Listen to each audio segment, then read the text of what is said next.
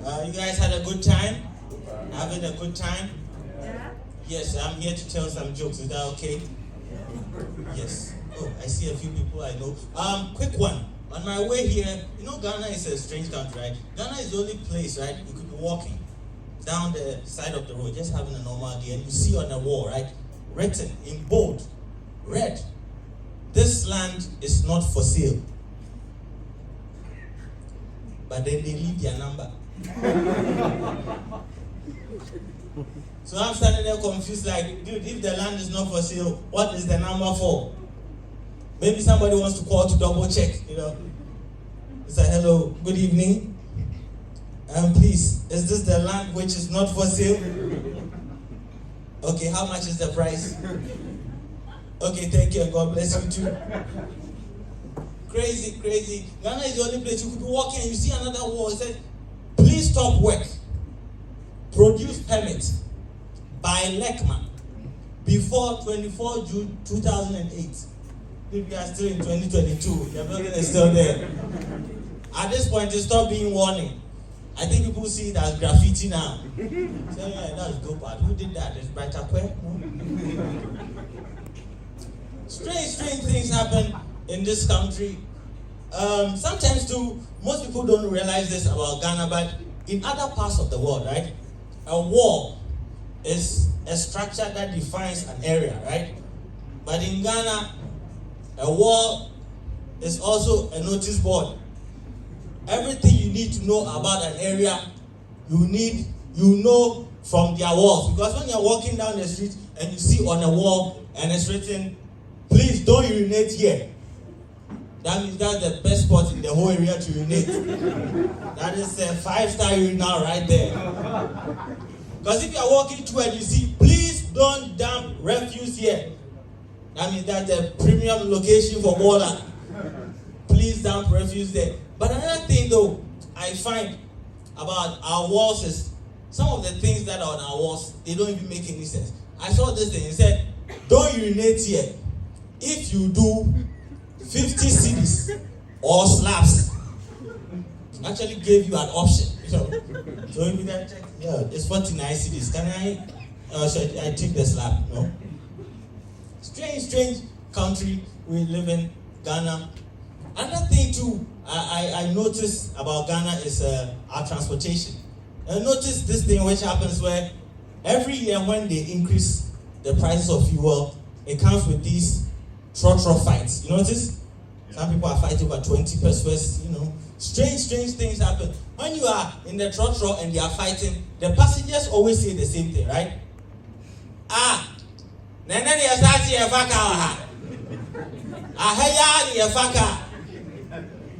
Which is a very strange argument. I'm there like, why are you telling me that? And sometimes they will add something which has nothing to do with the conversation. Oh, I live at Vivian Farm. Like, dude, it's just 20 pesos. Give him the 20 pesos. But when you are in trotro and they do that, you start wondering, how is it going to be like in a taxi, right? Because for me, I think that if they say, that's a useless argument. They should be like, hey, me too. No, we're not moving for me. Be like, yeah, that's a resource person. It's crazy. And when you go and take taxis, it's totally different there. I have a question. Taxi drivers, when are they going to tell us the truth? Have you noticed whenever they tell you one last one is more than one last one, you go and you see two people sitting there. Like, dude, where are these two spiritual passengers? Only this guy can see. Another thing in taxis is when you are in a taxi, you notice if it's a loaded taxi, right? Somebody is seated at the front, and maybe there are two people at the back waiting for the third person. We all have that silent prayer, right? When we are praying for the person to come, say, dear God, let them come through the other side. Dear God, let them come through the other side. Because nobody likes to sit in the middle, right?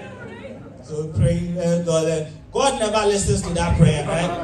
Every time I pray that prayer, that's when a semi-finalist of Diasa or come and sit beside me. It's like, oh God. Crazy. Taxis in Ghana are fun. You could be in a taxi. This happens a lot. You could be in a taxi, having just relaxing, and then you notice this thing where if you give let's say the mate or the driver money and it's like about 50 cedis, have you noticed how they all turn into forensics? That's the moment you give them the 100 cedis or that. I don't even know what they are looking at. Right? I asked one guy, what are you looking at? I said, your line. Which line? Sometimes I'm offended. Like, what is this guy trying to say? Like, I can't have 200 cedis? What is it? But if you are in a trotro or a taxi, it's beautiful. Sometimes in a trotro, this happens, where the mate does the counterfeit check. But he does it by running it by the driver first. When he gets like, Master, 50 oh. And the driver will do the counterfeit check through the side mirror. Just look at the one on the Sisamano. They never do that with 1 cedi though, right? Nobody checks whether 1 cedi is legit or not. They just assume it is. And I know why. Because the red oil tells you it is. It's been to the market and back. Crazy. The other day, let me tell you this one. The other day I was there. My bankers called me, right? They had a problem with me. This is what they said. They said, Mr. Kwanzaa, the signature you used to open the account, it's not the same signature you've been signing since you had the account. And this is what she said that blew me. She said, you have to be very careful. I don't know, that sounded to me like a threat, right? So I wanted to be like, or what? Seriously, what's going to happen if I am not careful? What, some people will steal my money? Dude, I have no money. That's why I sign like that. The day I have money, I will use thumbprint. And when you go to the banks, you notice there's always one heavily pregnant woman. You notice? Her water is about to break. She's crowning, and she never has network. Then the system is down. One of my friends asked, why do you think there's always a pregnant woman at the bank? I said, to remind you you're about to get fucked. Yeah, somebody said, welcome to the show. Crazy when you go to the bank. I had a problem with the bank because of this thing. Have you noticed whenever your bill comes for the month, they charge you for this thing known as card maintenance fee? Dude, the card is in my wallet. Who is maintaining the card? If anything, they should be giving me money every week. It's crazy. But banks are experiences, right? Banks are crazy experience. Sometimes you go to nice banks, good. But some banks in Ghana, I'm talking about GCB, Ghana Commercial Bank. Has anybody been to Ghana? I have a question though. Ghana Commercial Bank, is it a bank or a health facility? Because when you go there, you see people in their 90s, some past dead. You see, this woman has been dead for at least 3 months now, going to take her pension. You be in the banking hall, you see people be passing with their oxygen tanks and fucking dialysis machines. It's only Ghana Commercial Bank, you be there, you hear someone say, yes, Kosiani Melko. Say, is my money safe? Crazy. I like to say this though. I think, this is my opinion, I think African mothers are some of the best mothers in the world. Yeah, I believe so. I think even my mom is great, right? My mother is maybe better than yours. No, that's a joke. But African mothers are great. African mothers are great because this is what they do. When I was younger, right, my mom used to do this, man. To protect us, she would stand at the window and wait for the mosquitoes. Yes, my mother would be there waiting for the mosquitoes. Just, and my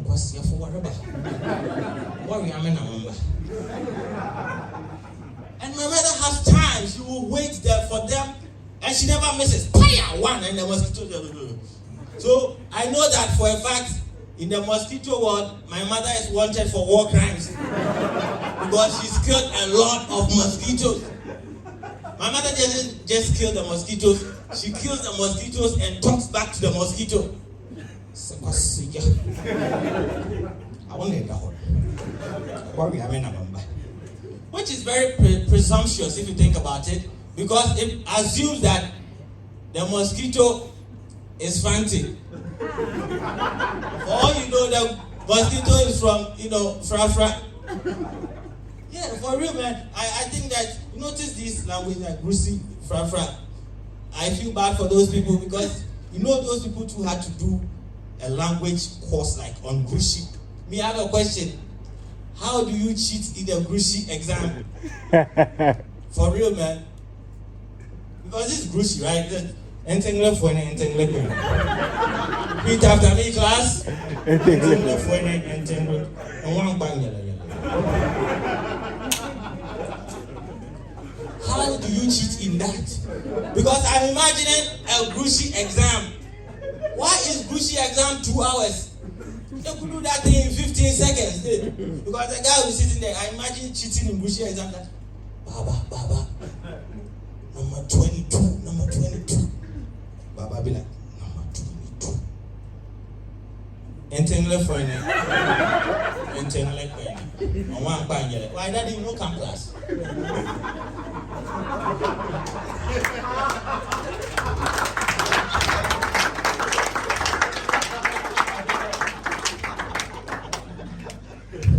Yeah, so that was by the way. But back to my mom. My mom, strange. You ever have these mothers do strange things, right? This is one thing. We all know this about our mothers. Our mothers are obsessed with beauty, right?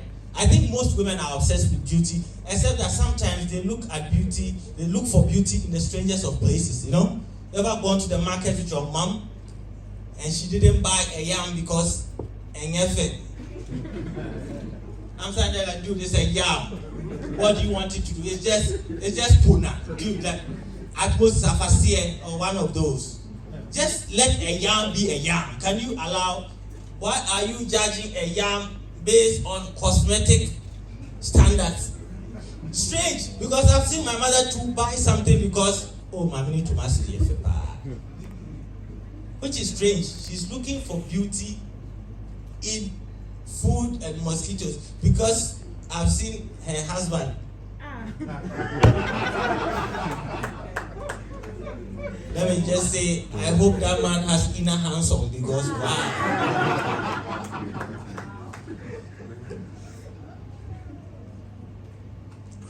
Crazy. I love dogs. Let me just say that. I'm one of these people who talks to dogs, I see a dog walk and say hi to the dog. I just think it's weird, but I like it. I did that once in Scotland. I was in Scotland. I saw one guy walking, an old woman actually, walking the dog, and then I engaged her. So I was talking to her. I said, I love dogs too. She said, you have dogs back in Ghana? I said, yes. And then she asked me a very strange question nobody has asked me before. She said, what is the personality of your dog? I had to say something, right? I said, violent. So wow, violent dog. Okay. What's the name? I said Peace.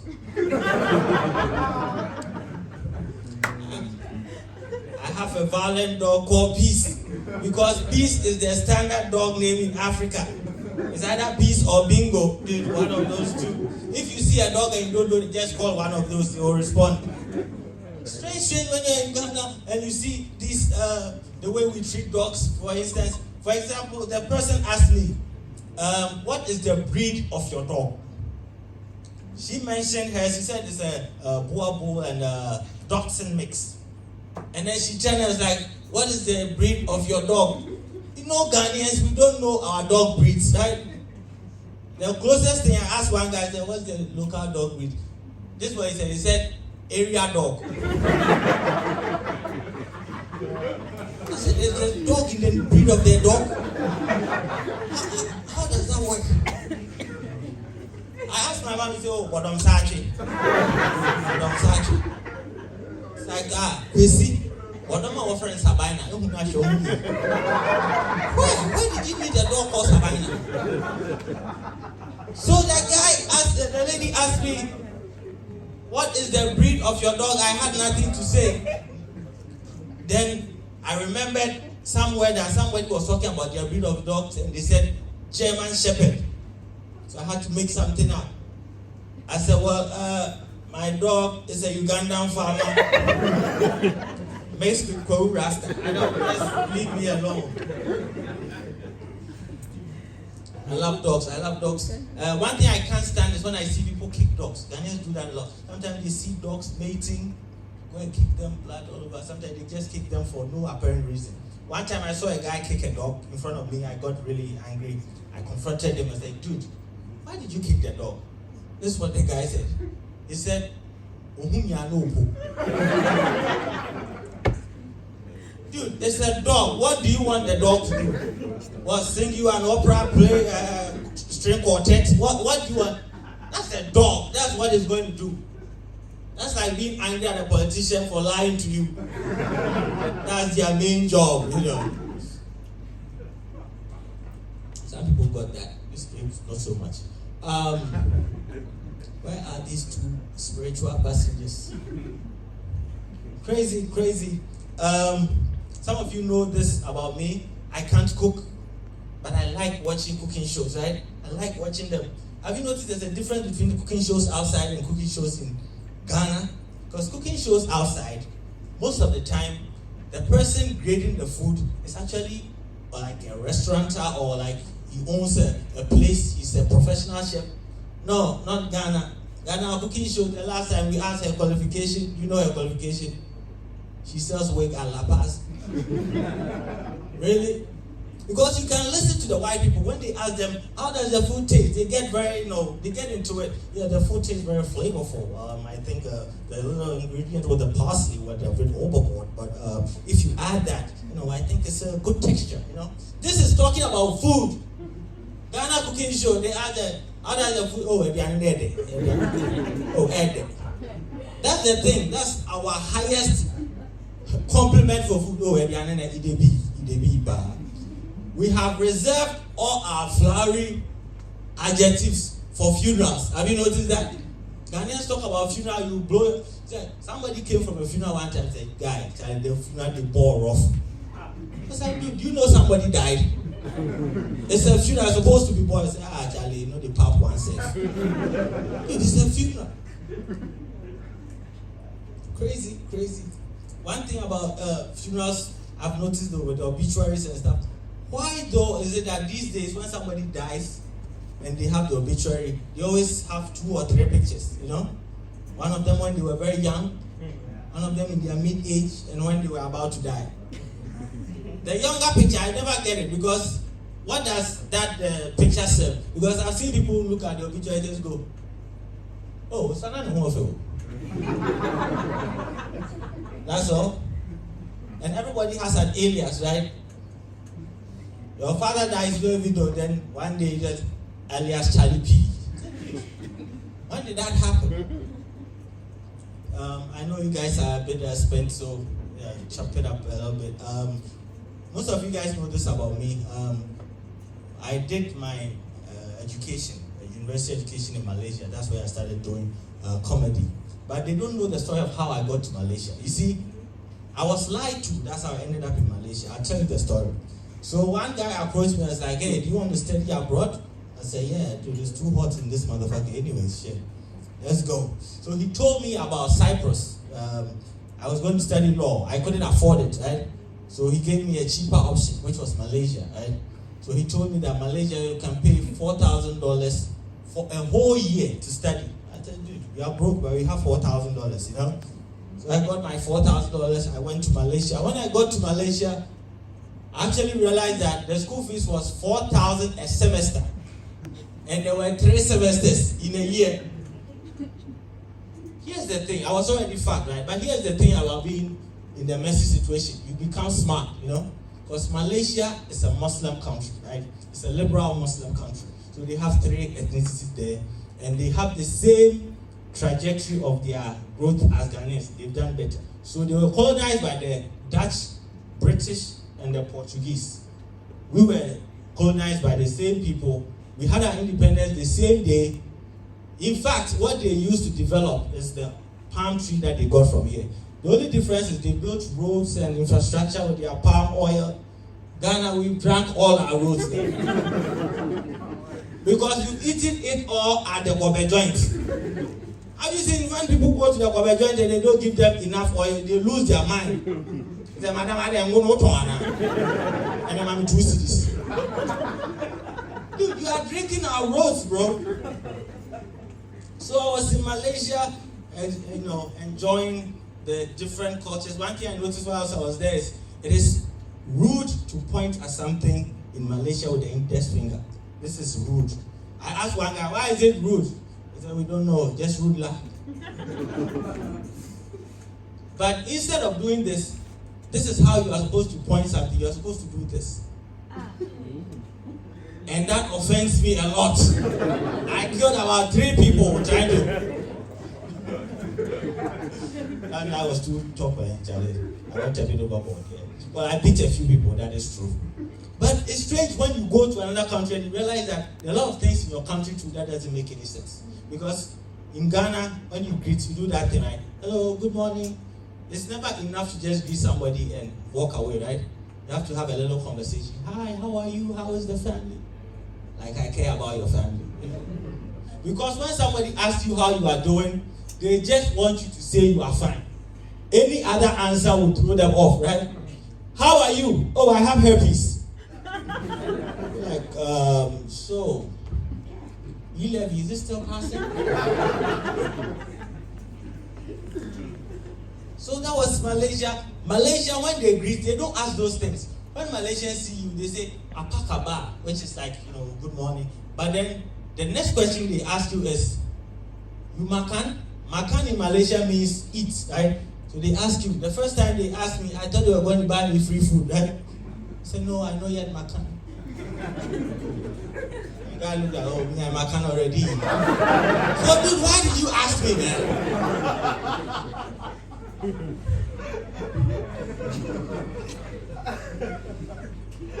It's crazy. I realized a lot of things when I was in school. I had classmates from all parts of the world. You hear strange names because their university, they call registers, right? You just be sitting at the back. I laugh every time. He said, Chua Yung Kwan, Anken Tik, Siam Siobiatra, Jolin Poon. These are real people, by the way. They are on my Facebook. There was one girl in my class called Meow Meow. I swear to God. But in her parents' defense, that girl really looks like a cat. Strange. So when you are there, and then you realize all these things in school, my best friend was one of these guys called Siam Siopiatra, right? He's from Cambodia. That guy loves porn that anybody have seen. 40 gig of porn. All nonsense porn. Because it's Japanese porn. Ever watch Japanese porn? When I watch Japanese porn, my dick is always confused. But I don't know whether the girl is crying or enjoying it.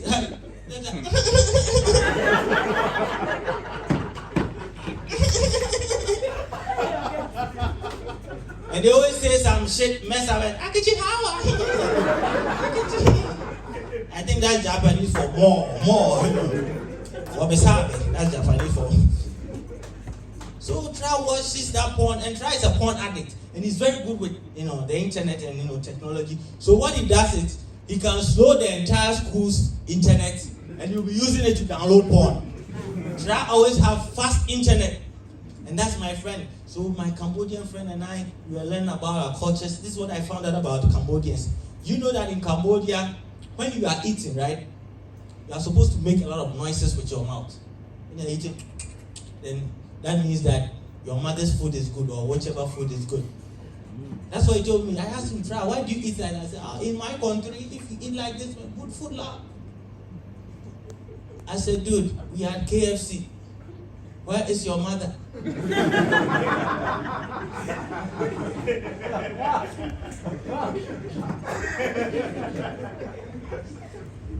Crazy. Another thing, when I was there, I realized how relaxed they are about prostitution, They are very relaxed. Like in Malaysia, there's a brothel, Like the way Ghana, we have mobile money joints. Every one corner you have one, you know, there. And they don't call it brothel, they call it massage palace. That's why I massage your dick. The teachers tell us, I didn't know about it until one teacher told me, at night don't go to that massage parlor, huh? I couldn't wait to go to the parlor. And when you go to the, who told Chinese people that black men have big dicks? Because they've heard, and I don't know who to. One time, you ever have this experience? One time I went to a brothel, true story. They didn't want to do it because I was black. As the woman put it, Africa too big, too big.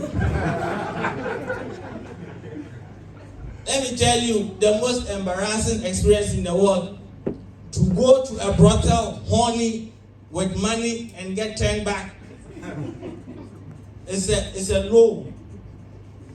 Come back home horny with money in your pocket. So that time was the first time most guys want to, play up their dick side. I played it down. I said, it's not true, not every Africa. In my own like bento. No, fuck you. Just be walking and then a prostitute just come out of nowhere. Africano, I sucking, huh? You sucking what? You and your baby or leave me alone. Crazy when you are there. Another thing, this is the part where I talk about, my life's. So most people know I used to work at sea, right? For 4 years I was a seaman. Some people ask me, how is it like working at sea? This is how it's like. It's like living at your workplace and they can call you anytime. Because when you work on land, you have this excuse, right? Hey, why are you late for work? There's traffic at Oponglo. Everybody has used that at least once. Like there's traffic at Oponglo. That excuse doesn't work at sea. I almost said it though. I said there's traffic at oh no. Another thing is all the strange people are at sea. I know you think you have strange people here. Those who are above the cat, they are at sea. Because we have this chef, right? He's a Benin chef. We are all afraid of him. We are all afraid of him because we suspect he has juju. We suspect he has juju because he told us he has juju. That guy doesn't know how to cook. He's been in the job for 15 years. This is how bad his food is.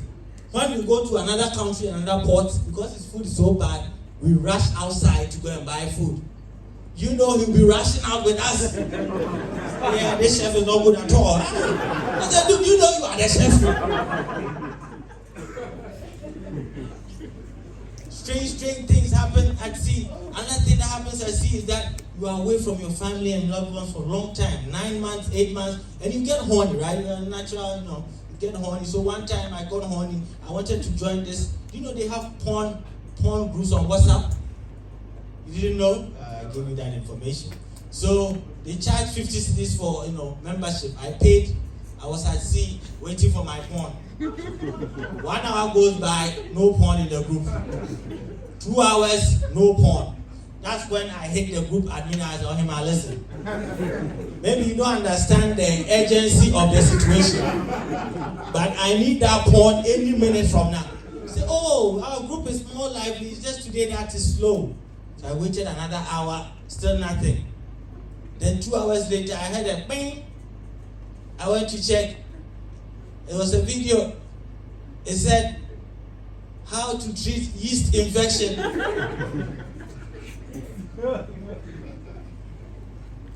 But my dick was hard. So I had to go ahead with it. And do that kind of stuff at sea. Crazy people at sea. So I'm gonna end. Some of you look so tired. I want to say this though. I do this. I think the past couple of years I've been doing this, but I haven't mentioned the source, right? The person who has inspired me. And I started comedy because one Australian man, right, called Jonathan Atherton, he passed away. He took me under his wing and coached me in comedy. He died, and I always use these opportunities to pay tribute to him, man, because he was not just a funny comedian, he was a fantastic person too. One time in Singapore, right? This is a true story. We went to my stories have a lot of brothel in them, man. We went to church. In a brothel. So we went to a brothel, and then in Singapore they have a place called 4 Floors of Horse. It's a place. So at the down floor they have the transvestites, she-males. At the top floor we have some Africans. In the middle floor you have the Russians. The higher you go, the more expensive it gets, right? And the top floor is for Arabs and all that. They cost a lot. So one time we went to the brothel, had a good time. We were coming back and we saw one she-male down there, and then he passed her but came back and took every money in his pocket and gave to her. Him. Shim. Pick one. So he gave the money, and I was walking. I was like, John, why did you give all your money to that guy? And he was like, dude, did you see the face? Nobody's going to fuck that guy. So I had to give him something to go and eat. And that is my godfather. So thank you for coming to the show. I had a good time. I hope you guys did too. We are going to do this more and more. Thank you. Roberto Suarez. Anybody who came by and take not showing up, I appreciate you. Tweet about it. Tell people about the experience you had here. And then next time we'll do it bigger and grander. My name is Augustin. Thank you. Good night.